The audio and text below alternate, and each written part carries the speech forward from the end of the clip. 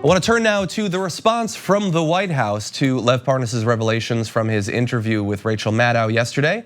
And joining us once again, co-host of Pod Save America, Tommy Vitor. Welcome back to the show. Thanks. Great to have you here. I also want to just throw out some breaking news that I happen to notice. The FBI has apparently visited the home and business of Robert Hyde, who we talked about in the past block. They're not providing any information about how serious they're taking the sort of implied threats from his communications, but serious enough, I guess, that they paid him a visit in person.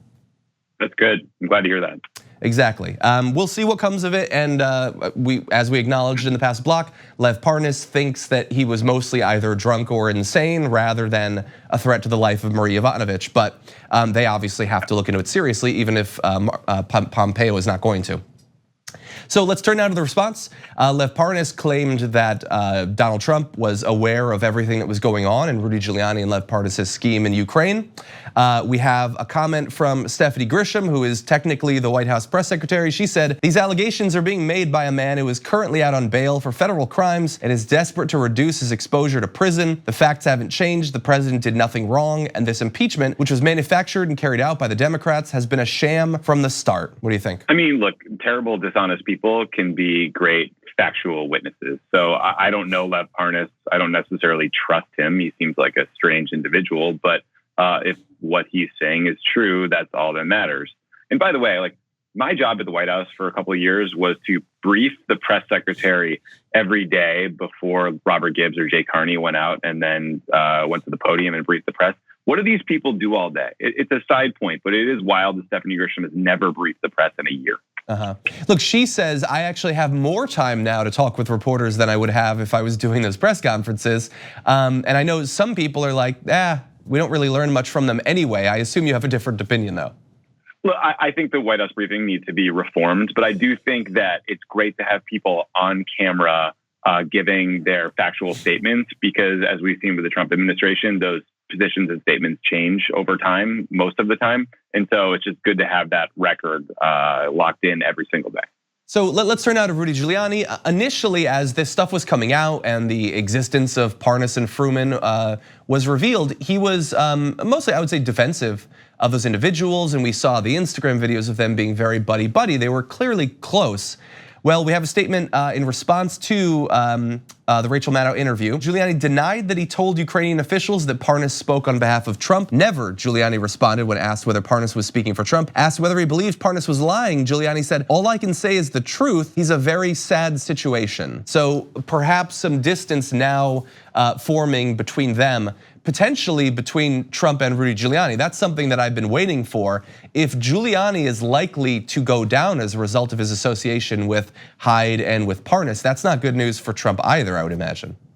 No, it's really not. I mean, what I love about their quotes from Trump and from Rudy is that they're always projecting. I mean, you want to talk about a sad situation, Rudy? Look in the mirror, pal. But I mean, the thing about the Rudy-Parnas relationship that people just need to remember is that they aren't just associates. He wasn't just someone they worked with. Rudy took Lev Parnas to George H.W. Bush's funeral as his guest. Wow. I'm pretty sure Rudy is Lev's son's godparent, or it's the other way around, right? These are very close individuals. And clearly they were working on this Ukraine gambit together. They were dumb enough to post most of it on Instagram. I mean, it's all documented. We've seen the records. We've seen what was turned over to the Intelligence Committee. He can give these quotes and deny and attack his character, but it doesn't really matter. If the statements are factual, that's all we need to know. Yeah, and it is amazing. Like Donald Trump is obviously, he's a wild character. He's not particularly wise. He doesn't necessarily do what's in his own best interest, but he has affiliated himself with Rudy Giuliani, someone who is far more of a wild card. He himself is surrounding himself with people like Parnas and Hyde, who are perhaps literally insane in the traditional sense. And it's gonna be interesting if, like, including Rudy Giuliani in his inner circle might have literally been the worst decision that Donald Trump has made as president. It's true. I mean, look, Rudy was flying high. He had this reputation after 9/11, and by all reports, I mean, I think he just lost. He missed being in the spotlight. And so when Donald Trump ran for president, he went all in because it meant reporters would call him back and he got to be into the part of the action. This little bumbling shadow Secretary of State role he's created for himself or Trump created for him, has been the root of a lot of Donald Trump's problems over the last year. And I think your assessment is exactly right. If he had not done a lot of these things, he would certainly be in a stronger position going into his reelection. He's basically wasted an entire year dealing with these dumb scandals. Yeah, exactly.